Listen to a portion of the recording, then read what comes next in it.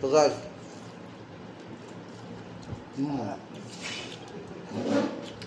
দুপৰীয়া খানা খাব বহিছোঁ ডাইনিং টেবুলত। আজি যিহেতু ট্ৰাইবেল মানুহ মই ট্ৰাইবেল খানা খাই বেছি ভাল পাওঁ, তো ইয়াতে ট্ৰাইবেল আঞ্জাই বনাইছোঁ নহয় বনাইছে ঘৰত। মানে কি বনাইছে জানেনে? এইটোতো ভাতৰ কাঁহী, পিঠাগুড়ি দি মাংস, মুৰ্গী মাংস, আৰু এইটো যোনটো যে আমি বেম্বু শ্বুট বুলি কওঁ সেইটো মানে কেঁচাকেই। মই দেখাই দিম বাৰু কেনেকৈ মায়ে মানে কাটিছিলে। এইটো হয় বেম্বু শ্বুটটো, মানে যোনটো কথা কৈছিলোঁ মায়ে মানে ৰাতিপুৱা এনেকৈ কাটিছে, বজাৰত পায় সেইটো বস্তুটো।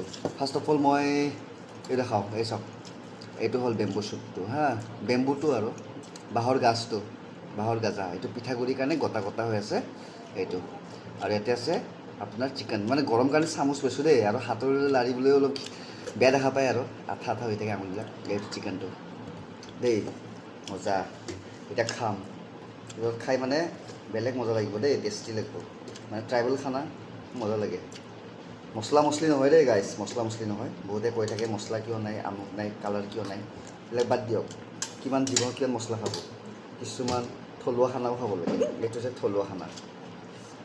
মই লৈ ল'লোঁ বঢ়িয়াকৈ, জলকীয়া এটা আছে, এইটো মজা লাগে দেই। মানে এনেতো মানে শুকাই কেনে খায় আচাৰ টাইপ কৰি, আমি একদম ডাইৰেক্ট লাইভ কাটিং। এইটো লৈছোঁ চিকেন।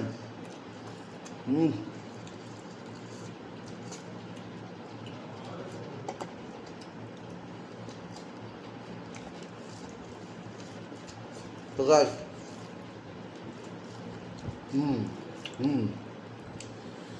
মই ভালকৈ খাই লওঁ, পুৰা খোৱাটো নেদেখাওঁ, মোৰ লাজ লাগে অলপ। খাই লওঁ, এনজয় কৰোঁ, আপোনালোকেও এনজয় কৰিব লাঞ্চটো।